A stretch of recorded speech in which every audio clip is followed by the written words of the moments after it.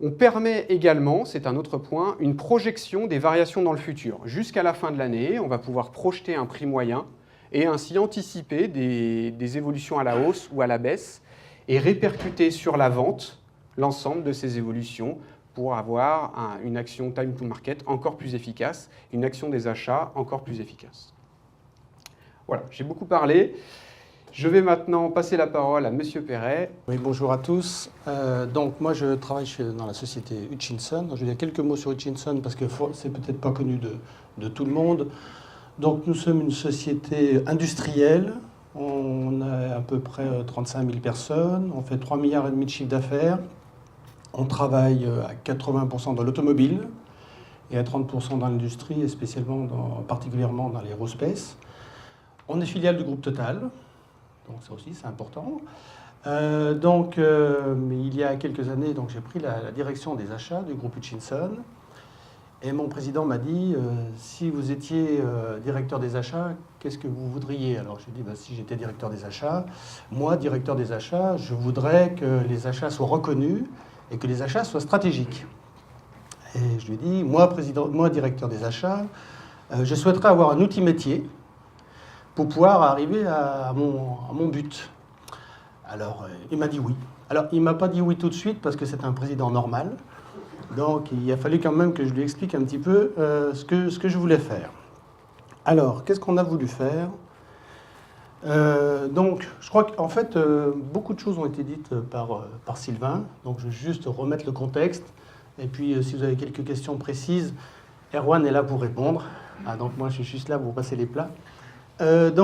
Effectivement, la première chose, moi, qui m'a surpris quand je suis arrivé dans le groupe, à ce poste-là, d'abord, une bonne surprise, c'est qu'on avait un outil, qui avait été un outil maison, qui avait pour intérêt de récupérer l'ensemble des données des ERP, c'est ce qu'on a vu tout à l'heure, ce qui permet de ne pas être intrusif dans les ERP, de récupérer de la donnée, et de mettre tout ça dans une belle base de données, et d'avoir déjà des comparaisons de prix, par famille, alors on parle bien des coûts directs de production, par famille, d'une année sur l'autre. Donc ça, c'était quand même un point fort dans notre organisation. Le point faible, c'est que, et c'est quelque chose de très important, on en a parlé tout à l'heure du SRM, tout ce qui touche à la qualité, à la mesure de la performance, alors là, ça existait, mais à travers des fichiers Excel, on remontait une fois tous les 6 mois, une fois par an, qu'on essayait de consolider tant bien que mal, ce qui fait que moi, quand je suis arrivé, on arrive... Et c'est encore quasiment le cas aujourd'hui, mais on arrive à consolider les données, la performance achat d'une cinquantaine de fournisseurs. Et quand je dis fournisseurs, c'est des couples fournisseurs-famille. Donc c'est beaucoup moins finalement que ça. Ça, c'est pour la chimie. Et puis pour le métal, on arrivait à faire une vingtaine. Donc quand même, pour avoir une vision long terme stratégique, c'est un petit peu court. Alors... Moi, ce que je me suis dit, c'est qu'aujourd'hui, il fallait effectivement changer de vision, avoir quelque chose de plus industriel, parce que sinon, on ne serait jamais à la hauteur de ce qui est attendu. Donc, je me suis retourné vers le marché, et puis effectivement, ce que j'ai vu tout de suite, c'est qu'il y avait des outils métiers qui existaient déjà. Donc, pourquoi vouloir toujours refaire ce qui existe? Il y a des spécialistes, donc on s'est retourné vers les spécialistes. Et donc, on a regardé tout ça de beaucoup plus près. Et puis on avait un objectif majeur, c'était de ne pas créer une rupture, un traumatisme du changement dans l'entreprise. On est une vieille entreprise, alors ce que je n'ai pas dit, c'est que Hutchinson a 160 ans. Donc c'est une vieille entreprise, c'est une vieille dame. Les vieilles dames, il ne faut pas les bousculer parce qu'ils ont leurs habitudes. Mais en plus, c'est une vieille dame qui gagne bien sa vie, donc ce n'est pas une vieille dame fragile, c'est une robuste. C'est un peu les mémés de Faisan qu'on connaissait à une époque. Donc ça, c'est quand même quelque chose de majeur parce que le fait de ne pas créer de rupture, de ne pas créer de casse, ça nous permet, et on commence à le sentir aujourd'hui, de faire adhérer l'ensemble des personnes qui sont autour de la filière achat à ce projet. Alors on a travaillé, on n'a pas travaillé tout seul déjà, parce qu'on avait d'autres choses à faire. Nous, on a un métier d'acheteur, donc on essaie de le faire du mieux qu'on peut. Il se trouve que ces 2-3 dernières années, on a eu des périodes de volatilité très difficiles à gérer chez nous, donc on avait de quoi faire. Donc on a regardé aussi pour se faire aider. Alors moi, j'ai une petite expérience, parce qu'il y a quelques années, j'ai aussi participé à la mise en œuvre d'un outil. Donc j'ai cherché à en tirer quelques enseignements pour les reproduire ici. Donc, en fait, l'idée, c'est... À l'époque, j'ai mis en place SAP pour la partie finance. Alors, on n'est pas du tout dans un petit module, on est dans un gros module. Mais ça a bien fonctionné parce qu'on s'est entouré d'équipes, de petites équipes, je dirais, très réactives. Donc, c'est ce qui a fonctionné. Donc là, on s'est mis un peu dans la même situation. L'idée, c'était d'avoir des petites équipes, que ce soit au niveau des consultants, ou d'ailleurs, on va le voir aussi après pour l'outil, des petites équipes très réactives. Parce que je pense que ça, c'est vraiment une des clés du succès dans nos entreprises. Dans notre entreprise, qui est aussi une vieille entreprise, on a peur de l'informatique. L'informatique, c'est un coût. C'est pas quelque chose qui apporte. Donc il faut aussi faire quelque chose de très réactif et d'adapter. Alors ça, c'est aussi un peu la gageure, parce qu'il faut être adapté, mais si on veut être adapté, il faut faire des spécifiques, et nous, on ne voulait pas de spécifiques. Donc c'est là où on trouve la performance d'un outil souple et d'une équipe autour de nous qui est beaucoup plus souple. Donc CGI nous a aidés. Vous connaissez CGI, ils se sont présentés, ils le font beaucoup mieux que moi. Enfin, nous, aujourd'hui, on a avec une petite équipe. Tout ce que je peux dire, c'est que ça a bien fonctionné, parce que des gens qui sont à l'écoute. Et donc, on n'a pas eu de crise particulière. Donc ça, c'était plutôt le bon point. Le deuxième intervenant, donc, c'est Evalua. Alors pourquoi Evalua? J'ai répondu, c'est un petit... maintenant, j'ai vu que c'était une grande société. Mais je dirais que c'est une société à taille humaine, avec un outil aussi, quand je dis petit outil, je ne veux pas être péjoratif, mais je crois que tout le monde comprend, c'est le côté souplesse, côté facile à mettre en œuvre. Donc on a travaillé avec eux. Alors on a travaillé avec CGI aussi pour regarder vers qui se retourner. On a analysé plusieurs outils, puis on est tombé sur Evalua parce qu'il correspondait à nos critères. Donc une bonne réputation, un environnement souple, on l'a vu, et puis effectivement des fonctionnalités standards qui correspondaient à ce qu'on souhaitait. Donc dans la démarche, on le voit juste après, on a fait un premier travail ici, donc c'était l'année dernière, au mois de décembre, où on a cherché à regarder si par rapport à nos besoins, on pouvait avoir facilement des réponses dans l'outil. Alors on a fait un petit travail, on était une demi-douzaine, ça faisait un peu conclave, et puis à la sortie, la fumée blanche, pouf. Et donc, on a dit, et c'est là que mon président donc, a dit, vous pouvez y aller. Donc après, ce qui est aussi bien dans cette méthodologie, alors on a un peu hésité, je dois dire, parce que ce n'était pas tout à fait prévu comme ça au début, mais finalement, on a fonctionné comme ça, on a travaillé par sprint. Donc par sujet, avec un groupe d'acheteurs corporate, des acheteurs ou des qualiticiens des activités, donc on a mixé les équipes. Et là, on a travaillé sur des séquences de 3 semaines, à peu près. Alors ça, c'est super efficace, parce que là, tout le monde est sous tension. Puis 3 semaines, on tient la longueur, quoi. C'est bon, 3 semaines, ça va. On est dérangé, on met ce qu'il faut. Mais voilà, au bout de 3 semaines, on a un résultat. Et puis, pouf, on passe à un autre sprint, donc on en met d'autres dans la moulinette. Et ça fonctionne. Et ça, je crois que c'est un exercice qui fonctionne bien. Donc voilà, après on est arrivé, on a fait nos recettes. Les recettes, il y avait des problèmes, alors on les a corrigées. Alors c'est surtout Thomas qui est au fond de la salle, là, qui a été l'architecte, le maître d'œuvre de tout ça. Et puis aujourd'hui, on est en train de faire ce qu'il faut pour que ça démarre. Alors on a déjà fait un premier go live, puisque nous sommes aujourd'hui en mai. Donc là maintenant on travaille sur le mois suivant, avec des données encore plus fiabilisées. Donc là, on a un deuxième comité de pilotage jeudi. Donc, je suis un petit peu tendu, parce que j'aimerais que tout soit d'aplomb. Et puis, comme dans tous les projets, on a quand même quelques petites choses à régler encore. Mais enfin, on est sur la bonne trajectoire. Alors, là, c'est effectivement... On va surtout regarder les post-it, parce que c'est comme dans les réunions, il y a le beau discours, il est là, le beau discours, et puis il y a les utilisateurs qui font les post-it. Il faut toujours lire les post-it, parce que c'est là où il y a les choses les plus intéressantes. En tout cas, c'est la vraie vie. Donc, on l'a dit, on a une couverture fonctionnelle qui correspond à notre besoin. Donc ça, c'était notre exercice de départ, c'est de trouver l'outil qui correspond à notre besoin. Bon, on gagne du temps, c'est évident. Avant, on avait, dans notre outil, je l'ai dit, un outil métier qui avait été développé en interne, sur un gros système, donc avec ses limites, son intérêt aussi, parce que c'est grâce à ce premier exercice qu'on en est là aujourd'hui. Il ne faut aussi pas oublier ce qui a été fait par le passé. Et puis, bon, on avait, voilà, je l'ai dit tout à l'heure, plein de fichiers Excel, de conso, donc les gains de temps, c'est quasiment évident. La fiabilité aussi, bon, voilà, on est sur un seul outil. Et puis, l'accessibilité de l'information. Donc, effectivement, par rapport à nos outils du jour, on l'a montré tout à l'heure, on se retrouve sur des outils type web, facile d'accès, accès mondialement, on limite les problèmes de réseau, donc bon, on solutionne quand même pas mal de difficultés. Alors, donc, les points intéressants, consolider les données d'achat, élaborer des indicateurs. Bon, consolider les données d'achat, ça vaut pour les biens, qu'ils soient de production ou hors production, ça ne change pas grand-chose.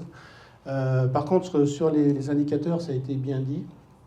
Alors, on a pu mettre en place des indicateurs complémentaires à ceux qu'on avait aujourd'hui. Donc, dans les indicateurs, on le remet un peu plus loin, c'est l'analyse des dépenses en isolant les variables externes, donc avec les effets de change, qui a été expliqué.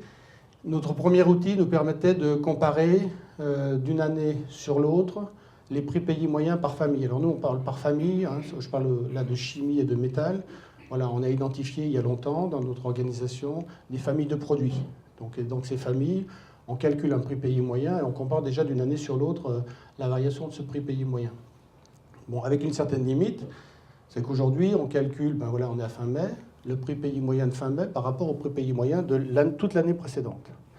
Donc avec l'outil, on a cet exercice, parce qu'on le disait tout à l'heure, on ne veut pas de rupture, donc on a reproduit ce qui existait. Maintenant, on va pouvoir comparer de période à période, de mois à mois. Après, dans une deuxième analyse, on peut le faire à taux constant, donc les mêmes analyses avec le taux constant. Donc là, on commence dans l'exercice d'analyse à avoir beaucoup d'informations, à pouvoir effectivement exprimer beaucoup de choses. Alors, après, ce qui a été redit aussi, c'est l'intérêt de certains indicateurs qu'on avait aujourd'hui, nous, sur des feuilles Excel, c'est-à-dire à un moment, voilà, on a des variations de prix, puis on peut savoir l'impact en fin d'année. Si vous allez avoir votre chef, vous lui dites, bon, ben, les prix augmentent ou les prix baissent, il vous dit, c'est quoi l'impact? C'est tout de suite. Tac. Donc, pour pouvoir répondre à ces questions, on a mis ça sur Excel. Donc, vous imaginez, Excel, je reprends des données, tac, tac, tac. Je ne suis pas sur une population complète, je suis sur, bien sûr, forcément, juste un extrait. Donc, il y a beaucoup de limites. Ça marche quand même. Il faut aussi se dire que dans les achats, comme partout, avec certaines données, on peut quand même répondre à beaucoup de questions. Mais l'avantage, c'est que c'est automatique, quoi. C'est automatique et ça prend l'ensemble des données en compte. Donc, on a cet avantage d'avoir de la projection. Et puis, l'autre point important que nous aussi, on gérait par ailleurs, c'est la décomposition du prix. Donc, aujourd'hui, certains de nos prix, alors pas toutes les familles, hein, mais certaines familles sont drivées par les coûts des matières premières. Donc, quand on a fait notre exercice d'acheteur, on essaye de comprendre comment le prix est composé, quoi. Et donc, ce qui était dit tout à l'heure, on met ça sous une forme de petite équation, on rentre nos feedstocks, enfin nos matières premières de base, ça nous donne un coût théorique, et on peut comparer un prix réel par rapport à un prix théorique, et donc on voit les variations. Et moi, je l'utilise déjà aujourd'hui, c'est là où c'est pas juste un exercice intellectuel, ce que je veux dire, on n'est pas juste dans l'exercice intellectuel.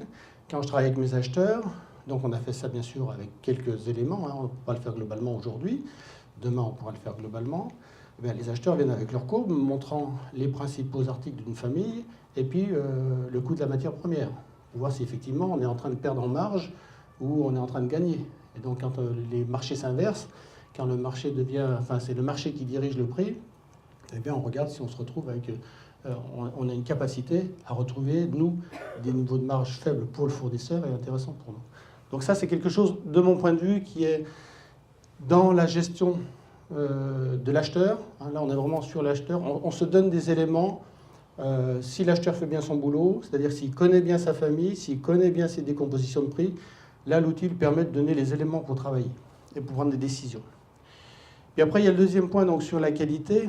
Alors, dans votre présentation précédemment, la qualité était sur un axe complet. J'aime bien, là.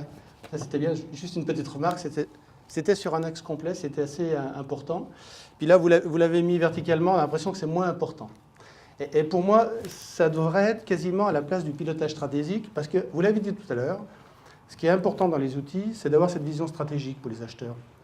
Et je pense que la qualité, vous l'avez redit dans votre anecdote, c'est fondamental. Donc ça, c'est vraiment le plus qu'on n'attendait pas. Hein. On pensait qu'on allait mettre beaucoup de choses, et là, avec l'outil, effectivement, sans le tordre dans tous les sens, on est arrivé à faire quelque chose qui nous paraît intéressant. Donc ça change quand même l'intérêt pour l'acheteur, ça lui permet quand même d'avoir des billes pour faire son travail. Alors après, bon oui, voilà, diffusion des accords. Alors là, ça c'est intéressant, c'est diffuser les accords groupes. Donc j'en profite parce que comme on est Total et il y a des acheteurs Total, donc on a pensé à eux, donc on va pouvoir diffuser les accords groupes et pour voir qu'ils sont bien déployés. Bon, enfin, hormis la boutade, effectivement pour nous aussi c'est un intérêt. La mesure de l'application des contrats cadres, c'est quand même quelque chose d'assez compliqué. Hein, voilà. Ben là on a toutes les données, on fonctionne par hiérarchie, on fonctionne par géographie. Donc là on a tous les éléments pour bien identifier un contrat cadre, de voir sur quoi il s'applique, et donc de pouvoir en mesurer l'efficience. Et puis donc nous aussi, on a un autre on a un peu peut-être détourné l'aspect catalogue aussi, parce qu'on y a rentré nos fiches de prix. Parce qu'en fait, moi j'ai des acheteurs en France qui négocient pour toute l'Europe, et puis j'ai des acheteurs aux États-Unis qui négocient pour l'Amérique du Nord, au Mercosur et en Chine. Et moi l'idée que j'ai aujourd'hui, c'est que chacun vienne mettre ses prix, donc au moins ses prix de base, hein, parce qu'après il y a des problèmes de transport, voilà, pour qu'on puisse à un instant T comparer des prix mondiaux sur une matière. Aujourd'hui, quand vous achetez de la chimie, si vous l'achetez en Europe ou l'achetez en Asie, vous n'avez pas le même prix. Parce que voilà, l'Asie, pendant un certain temps, demandait beaucoup, donc les prix étaient plus élevés, puis ça s'est inversé, aujourd'hui ils sont moins élevés. Ouais. Donc l'idée pour nous, c'est d'avoir en permanence une vision des prix mondiaux, parce que quand ils sont moins chers dans une zone, pourquoi ne pas les acheter de cette zone-là? Le transport n'est pas si cher que ça. Donc c'est aussi un intérêt pour nous. Alors le bilan, je ne sais pas si c'est moi qui vais le faire, le bilan, je ne sais pas si je dois faire le... Par contre, je vais vous mettre ça. Je vais plutôt vous parler des post-it. Quand on a démarré, on était dans une logique Kaizen, comme me dit Erwan. C'est-à-dire qu'on a un objectif, l'important c'est d'atteindre 60% de cet objectif. Il ne faut pas être trop ambitieux. L'excès d'ambition, ça prend du temps, ça coûte cher. Donc on s'est dit 60%, si on y arrive quand même, par rapport à ce qu'on souhaitait, par rapport à la situation de départ, c'était pas mal. Finalement, un jour, j'ai dit, je pense qu'on est à 120% de ce qu'on voulait. Et ça, c'est la force de l'outil. Parce que l'outil qu'on a choisi correspond à nos besoins. Et comme on est arrivé grâce aux gens qui nous ont aidés à faire en sorte qu'on paramètre pour arriver à l'objectif, ben, aujourd'hui, c'est vraiment quelque chose qui est pour moi une grande satisfaction. Et puis donc, une conception rapide, on l'a dit, avec la contrainte de déploiement progressif. Alors, pour éviter la rupture, qu'est-ce qu'on fait? Aujourd'hui, donc, on a des outils. Voilà, ils sont comme ils sont, et ils fonctionnent toujours. Donc ils fonctionnent, et parallèlement, on a démarré l'outil Evalua. Donc là, on va être dans une phase où on va être à 100% en production. L'idée, c'est, pendant l'été, de s'assurer que tout fonctionne bien. On a déjà formé une partie de nos acheteurs. Donc en fait, on a défini, nous sommes organisés par activité. Donc on a 6 activités principales. On a défini dans chaque activité un référent, alors un référent achat, un référent qualité. Et donc ces gens-là ont été formés et ils auront la tâche de former leurs équipes. Donc avec ces gens-là qui ont déjà été formés, eux, ils vont déjà sur l'outil et ils font en même temps que nous des tests, des essais, et ils remontent les problématiques. Donc l'idée, c'est de refaire maintenant une séquence avec tous ces gens-là juste après les vacances, parce que là, l'outil sera stabilisé. Et donc, on va faire le déploiement progressivement. Mais parce qu'on n'a aucune contrainte, parce que notre autre outil va fonctionner jusqu'à la fin de l'année. Et donc, au mois de janvier, si tout va bien, ben voilà, on fermera les robinets du premier, et puis tout le monde sera sur le deuxième. Avec la grande différence, c'est que le premier est accédé par la moitié, c'est la moitié des acheteurs qui accèdent aujourd'hui, et que celui-là, tout le monde sera obligé d'y accéder, parce que toutes les informations seront dessus, y compris les informations de prix, de marché, tout ce qu'on veut, tout ce qui leur est utile. Voilà ce que je pouvais dire. Donc voilà, les plus, les moins. D'après Sylvain, ce qui est important de dire, c'est que on a libéré du temps au départ pour fixer le cadre. Alors vous voulez peut-être... Oui, ça c'est mieux que ce soit vous. Sur ce genre de projet, et en particulier dans celui-ci, je pense que une clé du succès du projet a été le triptyque encadré par le chef de projet Erwan Lebelegui, chef de projet Hutchinson. le triptyque que nous avons constitué, Monsieur Perret en atelier. Monsieur Perret a participé à tous les ateliers de conception, donc sur la phase initiale et au niveau des sprints, et il a permis de cadrer le niveau des attentes des utilisateurs. C'est majeur dans les ateliers de conception, c'est vraiment un plus, et c'est ce qui permet de ne pas partir dans des spécifiques infinis, et vraiment de s'arrêter, de garder le tempo du projet. Un éditeur, là je remercie Thomas Maurice, chef de projet Evalua, qui a apporté une faisabilité en séance. Oui, ça c'est possible, non, ça c'est du spécifique, ça risque de prendre tel niveau de développement, c'est compliqué, essayons de trouver une solution de contournement. Et moi-même en atelier, pour assurer la convergence, pour essayer de faire converger les besoins métiers vers les possibilités de l'outil, assurer le dialogue, et en séance, trouver des solutions à des besoins qui paraissaient a priori très spécifiques, et qui finalement vont pouvoir trouver une solution standard dans l'outil. Donc ce triptyque a été vraiment la clé du succès du déploiement rapide de l'outil dans le cadre de ce projet. Voilà. Et puis donc, voilà, en conclusion, simplement nous on a fait tout ça, c'est-à-dire qu'aujourd'hui on est OK sur nos analyses statistiques, la qualité, gestion du panel, on n'en a pas parlé, mais là on va pouvoir effectivement beaucoup mieux gérer notre panel. Aujourd'hui on ne le gérait pas vraiment. SRM, pilotage des achats, donc tout ça, ça va fonctionner. On a prévu dans la deuxième partie d'année de mettre en place la mesure de la performance, donc ce qu'on appelle chez nous les savings. Parce qu'aujourd'hui, on a un outil, là aussi, un outil Excel, c'est du déclaratif. Il y a des limites à l'exercice, ça a au moins le mérite d'exister. Ça permet de piloter les achats pour les directeurs achats. Mais je pense que là, on a quelque chose à faire. Et puis, la question qui se pose après, on l'a vu dans la suite, il y a l'IPROC, il y a les sources. Voilà, ça, c'est des questions qu'on a en tête. Alors ça ne dépend pas que de nous immédiatement, puisqu'on a des outils groupes qui ont été déployés, qui fonctionnent aujourd'hui. Donc, en fonction de leur pérennité, de leur pertinence, on verra un peu ce qu'on veut faire. Mais la logique, c'est effectivement qu'on aille jusqu'au bout de la démarche. Voilà, merci de votre écoute.